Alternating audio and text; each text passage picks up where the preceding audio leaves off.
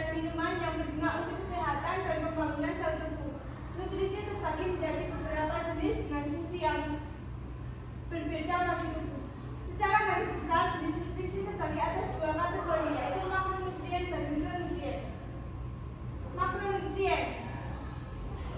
Makronutrien atau zat gizi makro adalah nutrisi yang dibutuhkan tubuh dalam jumlah besar dan terdiri dari tiga jenis, yaitu karbohidrat, protein, dan lemak. Ketiga jenis makronutrien ini berfungsi sebagai sumber energi bagi tubuh. Fungsi yang pertama adalah protein. Protein membangun otot dan jaringan dalam tubuh, serta meningkatkan daya tahan tubuh. Protein dapat ditemukan dalam produk hewani seperti daging ayam, ikan, atau sapi, serta dalam tempe, tahu, dan kacang edamame.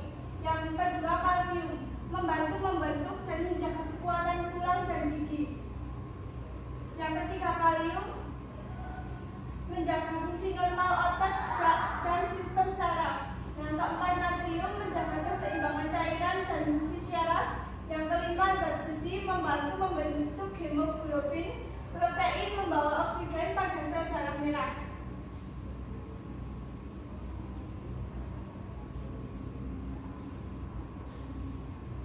Macam-macam makronutrien ada tiga, yaitu karbohidrat, protein, dan lemak. Kebutuhan per hari makronutrien sesuai rekomendasi asupan harian ketiga jenis makronutrien menurut Kementerian Kesehatan Republik Indonesia. Pada anak usia 0 sampai 9 tahun dibutuhkan 59 sampai 250 gram karbohidrat, 9 sampai 40 gram protein, dan 31 sampai 55 gram lemak. Yang kedua, laki-laki berusia lebih dari 10 tahun dibutuhkan 235 sampai 430 gram karbohidrat, 50 sampai 75 gram protein, dan 45 sampai 85 gram lemak. Perempuan usia 10 tahun ke atas dibutuhkan 200 sampai 360 gram karbohidrat, 55 sampai 65 gram protein, dan 40 sampai 70 gram lemak. Pada ibu hamil dibutuhkan 385 sampai 400 gram karbohidrat, 60 sampai 90 protein, dan 67 gram lemak. Pada ibu menyusui dibutuhkan 405 sampai 415 gram karbohidrat, 75 sampai 80 gram protein, dan 67 gram lemak.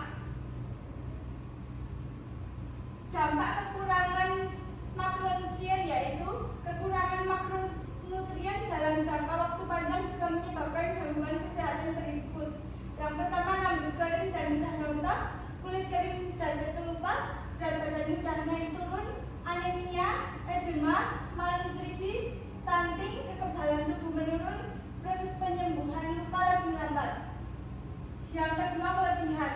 Mengkonsumsi makronutrien yang berlebihan secara kronis dapat menyebabkan berbagai dampak negatif.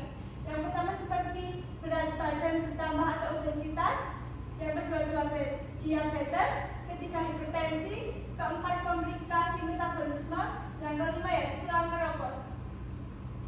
Yang kedua adalah mikronutrien.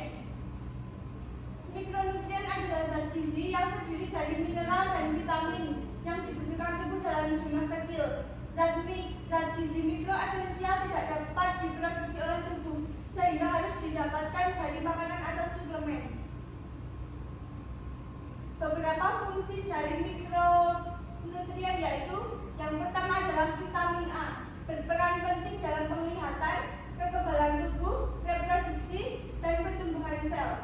Yang kedua, zat besi. Zat besi berperan dalam pembentukan hemoglobin yang membawa oksigen ke seluruh tubuh. Yang ketiga, yodium, berperan dalam sintesis hormon tiroid yang mengatur suhu tubuh, metabolisme, reproduksi, dan pertumbuhan.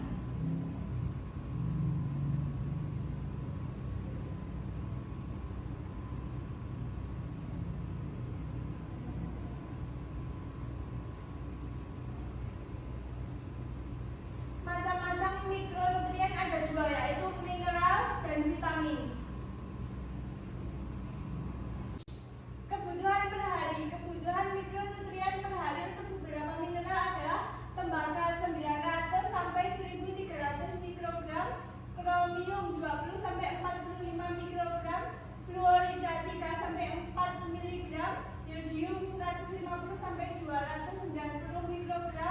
besi 8 sampai 27 mg, mangan 1,8 sampai 2,6 mg, molybdenum 45 sampai 50 mikrogram, selenium 55 sampai 70 mikrogram, zinc 8 sampai 12 mg. Vitamin diperlukan untuk berbagai fungsi seperti produksi energi, fungsi kekebalan tubuh, dan pembekuan darah. Untuk vitamin A dibutuhkan 700 sampai 900 mikrogram, vitamin C 75 sampai 90 mg, vitamin D 600 sampai 800 IU, vitamin E 15 mg, vitamin K 90 sampai 120 mikrogram. Untuk dampak kekurangan mikronutrien mungkin menimbulkan gangguan kesehatan yang lebih beragam, seperti 1.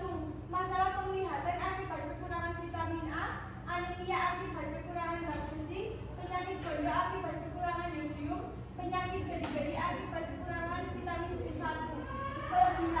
Kelebihan mikronutrien dapat menyebabkan keracunan akut atau kronis, tergantung pada jenis mikronutrien dan dosisnya. Untuk keracunan akut terjadi saat mengonsumsi mikronutrien dalam dosis besar sekaligus, seperti meminum terlalu banyak pil zat besi.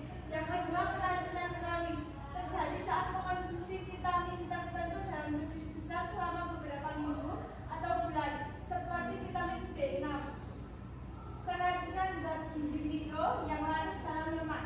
Keracunan ini lebih jarang terjadi dan kemungkinan besar terjadi saat mengonsumsi vitamin A, D, E, dan K dalam dosis besar.